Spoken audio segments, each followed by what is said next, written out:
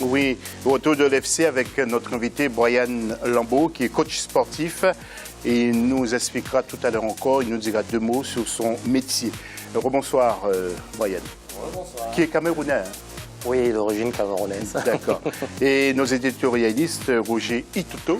Bonsoir, José. Qui est de tout le continent africain, original. Mais il joue pour la RDC. C'est cela, c'est ancien. Voilà. Il a joué pour la RDC. Et il a joué pour la RDC. Et Noureddine Sali, qui est de toute l'Afrique du Nord. Voilà. Et puis la question de l'FC, pensez-vous que le départ d'Hervé Renard à la tête des éléphants va poser quelques problèmes et aura des conséquences? Vous n'hésitez pas, nos réseaux sociaux, mais aussi fc@africa24tv.com. Après avoir remporté la CAN de Guinée 2015 avec la Côte d'Ivoire, Hervé Renard a décidé de partir. C'est le dossier de l'FC.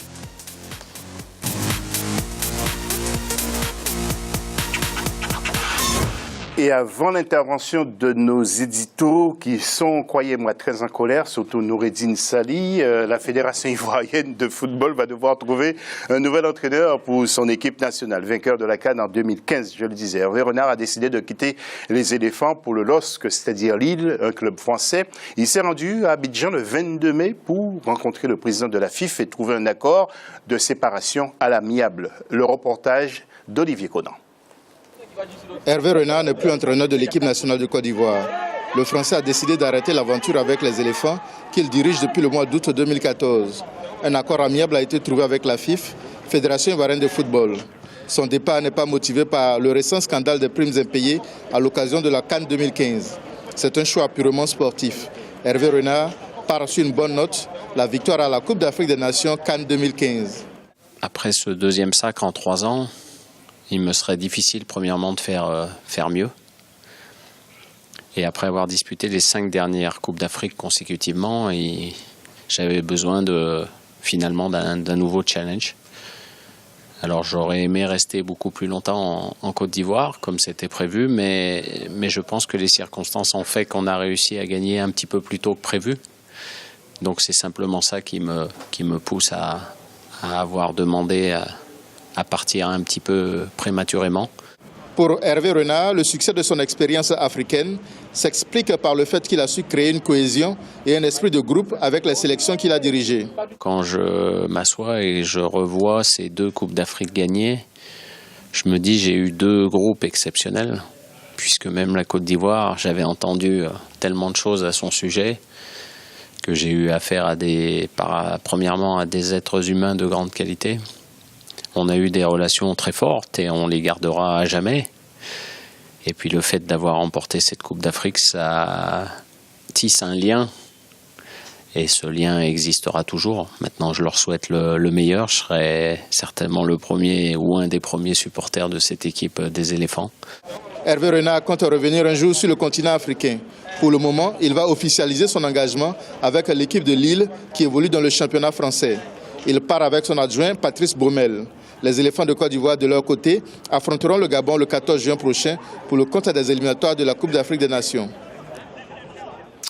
Mais, alors, Noureddine Sali, nous avons discuté avant l'émission, vous étiez très en colère en disant que la gestion, justement, de la succession d'Hervé Renard, vous ne la comprenez pas. Expliquez-vous.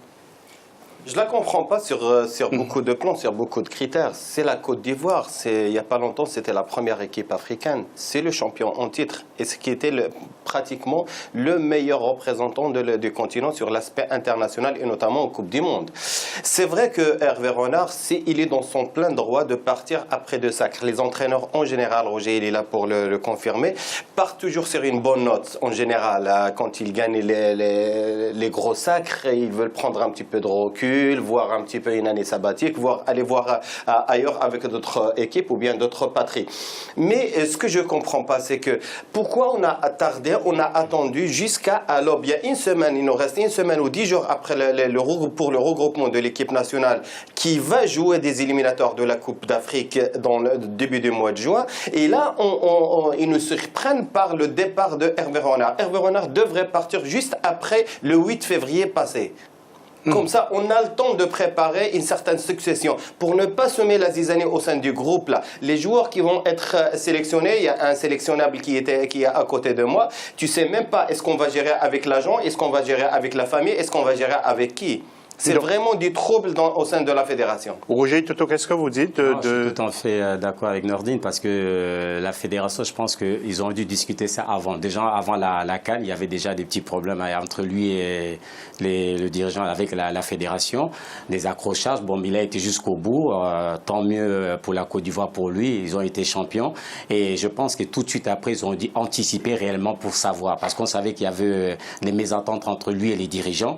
Et c'est là qu'il fallait d'abord prendre une décision pour être sûr ou être ferme. Bon, je pense que la Côte d'Ivoire, c'est vrai qu'on ne peut pas obtenir un entraîneur quand il a envie de partir. Mais de l'autre côté, maintenant, après, c'est difficile. C'est vrai qu'il a ramené le mental qui manquait à cette équipe parce qu'il y a tous ces joueurs ils avaient chacun une forte personnalité et il a réussi à pouvoir regrouper tout ça pour qu'ils jouent pour une équipe, qu'il a créé cette cohésion entre eux. Et donc, pour moi, la fédération, d'autres fédérations, je pense qu'ils ont été plus durs, ils ont quand même persisté que l'entraîneur puisse rester parce qu'il était encore sous contrat, je pense. Donc, ils se sont arrangés à l'amiable, d'accord, mais maintenant, comme après, je ne pense pas qu'ils ont eu le temps de pouvoir préparer l'entraîneur. Et maintenant, comment ça va se passer? C'est urgence parce que tout de suite après, c'est bientôt les éliminatoires. Il faut faire des matchs amicaux, il faut sélectionner des joueurs. C'est un gros problème, quoi. Tout à fait. Noureddine Vauban, en quelques mots, vous avez un nom de successeur probable?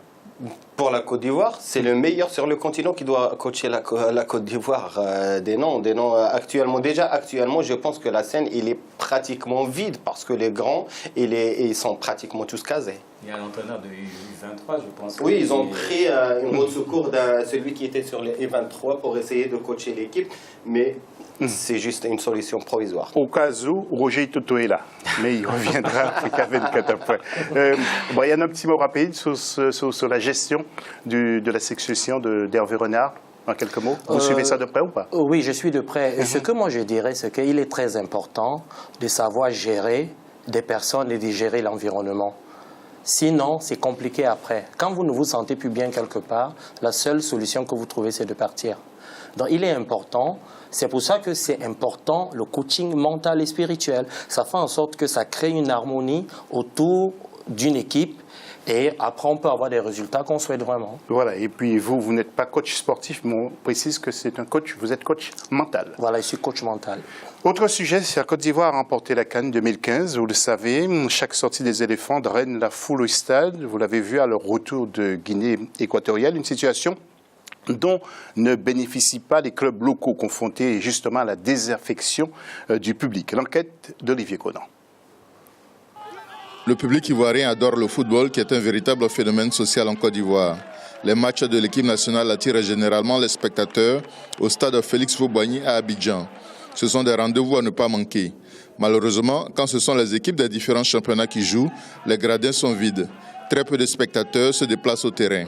Pour la plupart du temps, les championnats ne sont pas trop élevés, les matchs ne sont pas trop intéressants, les joueurs n'ont pas le niveau, donc ça fait que les supporters n'ont pas le courage de venir regarder les matchs. Au niveau de la C comme ça, les joueurs ne sont plus trop bien formés. Quand on les forme, quand ils deviennent un peu bien, on les vend. Ou soit ceux qui restent ici, ils sont plus compétitifs. Donc ça fait que les parents, en mettant l'argent dedans, payer les tickets pour rentrer, c'est les dépenses. Le niveau du championnat est trop faible. Tous nos vrais joueurs, on les vend. Quand c'est comme ça, ça ne nous encourage pas. Non, ça veut que maintenant, souvent, quand il y a les stades, même quand il y a les matchs au stade, même, les gens ne vont pas, parce qu'on est découragés d'eux. Pour tenter d'attirer les spectateurs, la Fédération ivoirienne de football a instauré la gratuité à l'entrée de la plupart des stades. Malgré cela, les matchs des différents championnats ne font pas recette. Nous travaillons avec les dirigeants des clubs pour faire en sorte que les gens reviennent au stade. Mais il y a beaucoup d'autres aspects qui rentrent en jeu. On a du travail à faire à ce niveau-là pour permettre aux clubs d'être beaucoup plus, j'allais dire, à l'aise pour pouvoir recruter des éléments qui puissent drainer du monde au stade. Il n'y a que ça. Face à l'absence de ressources financières tirées de la billetterie, les clubs ne vivent que de la subvention de la fédération. En attendant de trouver le moyen de recruter des vedettes ou de retenir les joueurs d'avenir, les clubs sont réduits à se produire sur des terrains avec très peu de spectateurs. Avant de passer au sujet concernant François Zawi, un petit mot à son propos. Brigitte Toto, que pensez-vous de cette situation? Ça existe qu'en Côte d'Ivoire ou bien dans d'autres pays du continent? Côte d'Ivoire, oui, il y a d'autres pays du continent. Bon, moi, chez nous, c'est différent. RDC, il y a aussi d'autres problèmes. Et malheureusement, en regardant la Côte d'Ivoire, l'équipe nationale fonctionne, ça marche très très bien. Et puis en voyant que les championnats locaux, donc les supporters ne suivent plus. Et ils n'arrivent plus aussi à sortir des joueurs comme auparavant. Il y a des centres de formation partout. Tout le monde veut créer un centre. Et en même temps, il n'y a pas des joueurs qui sortent. Donc là, c'est un gros problème qu'il faut qu'ils arrivent à gérer. Noureddine, que faut-il faire pour les pays où le public ne vient plus au stade? Il faudrait puiser un peu, faire revenir certains joueurs dans des clubs pour que les spectateurs puissent revenir? Tu sais, José, c'est très difficile actuellement dans le football moderne de faire garder leurs pépites, on va dire, dans le championnat. Mais d'abord, il faut passer par l'aspect politique et les décisions politiques. Si on prend le cas de la Côte d'Ivoire, qui était pratiquement une référence chez nous sur la formation, quand on voit la génération Drogba, et d'autres centres de formation qui ont donné pas mal de grands joueurs. Mais quand vous voyez la décision, au Houphouët-Boigny, le stade, il est fermé pour travaux, et on va faire les matchs de l'équipe nationale vont se jouer dans un pays voisin. Je ne suis pas contre, mais c'est ridicule. Comment donner l'envie à ces jeunes de suivre leur star? Il n'y a pas que Abidjan en Côte d'Ivoire. L'équipe nationale peut voyager dans d'autres villes en Côte d'Ivoire pour s'épanouir.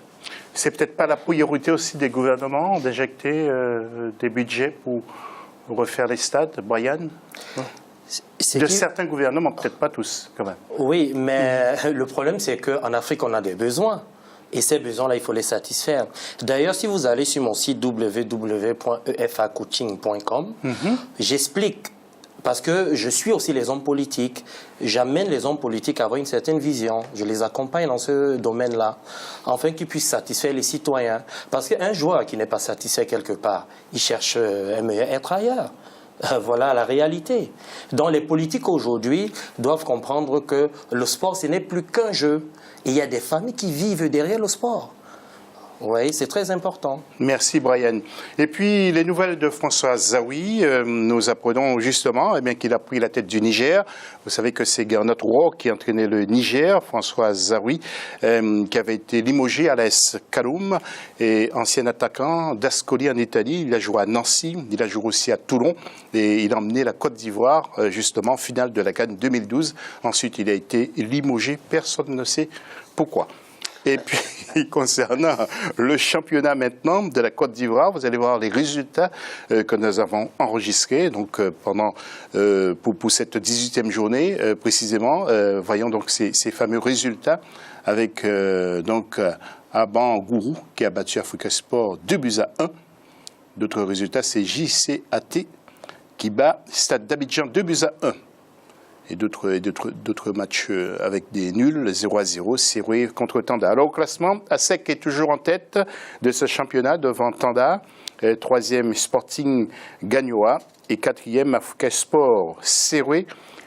Et très mal classé. Avant-dernier, Noureddine, Seroué. Qu'est-ce qui arrive à Seroué? Je suis vraiment surpris par le classement et le résultat de Seroué Sport qui a pratiquement titillé le haut niveau ces 2 dernières années. Rappelle-toi, on a eu le président ici de Consalio, au passage, certainement il nous regarde, mais on ne comprend pas comment la descente vers l'enfer, ça fait très vite. Ça va très vite. C'est fou. Et enfin, n'oubliez pas que la Coupe du Monde des U20 commence donc dans quelques jours. C'est le 30 mai précisément en Nouvelle-Zélande que vous voyez sur votre écran avec bien entendu le Ghana, le Sénégal également, le Mali et le Nigeria qui vont y participer.